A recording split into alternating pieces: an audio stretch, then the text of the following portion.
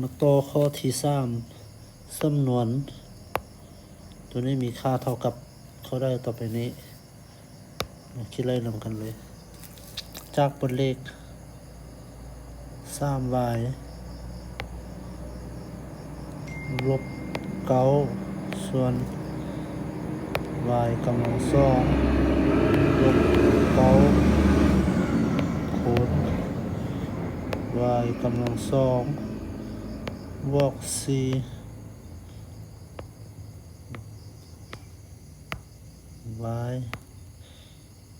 บวก3ส่วนให้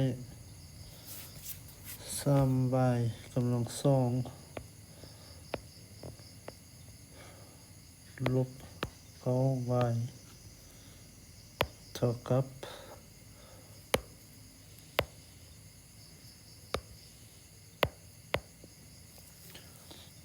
ตัวนี้เราสามารถดึง3ออกมาเป็นส่วนคูณได้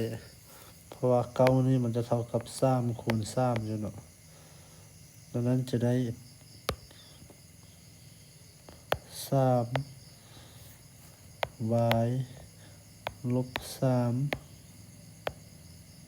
ส่วนให้ตัวนี้เราเขียนเป็นกำลังสองเพื่อว่าจะใช้เอกพจน์ควรชื่อจะได้ y กำลังสองลบ3กำลังสองคูณ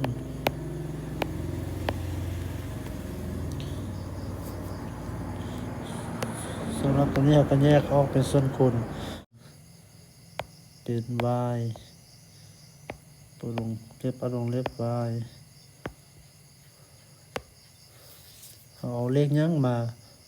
บวกกันแล้วเท่ากับ4เอาตัวเลข2ตัวนั้นมาคูณกันแล้วเท่ากับ3จะแม่น y ลบy บวก1 y บวก3ส่วนให้พูดของมันตัวนี้เราสังเกตเราสามารถแยก3y ออกมาเป็นส่วนคูณได้จะได้ 3y ตัวนี้เอา 3y ออกมาเหลือ y ตัวหนึ่งลบ3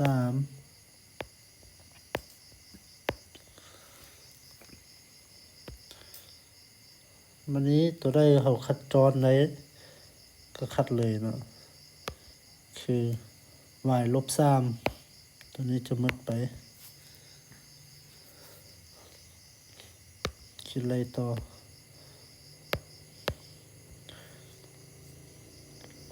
สมมติเหลือ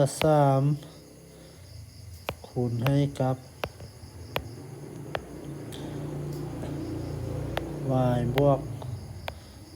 1คูณ y บวก3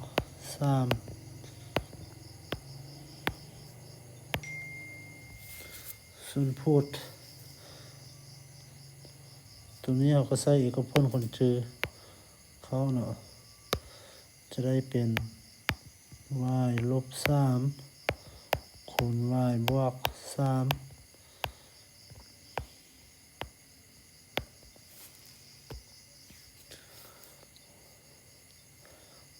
เรื่องมาคูณ 3y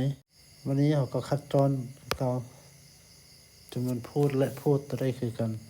ก็คือ y บวก3หมดไป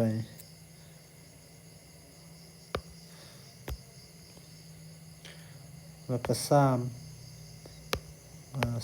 กับ3หมดไปสุดท้ายจำนวนพูดจะเหลือ y บวก1ส่วนให้ y ลบ3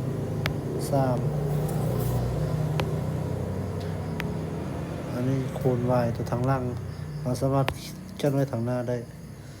อันนี้จะเป็นคำตอบมาเบิ่งตัวเลือกชื่อข้อที่เท่าใด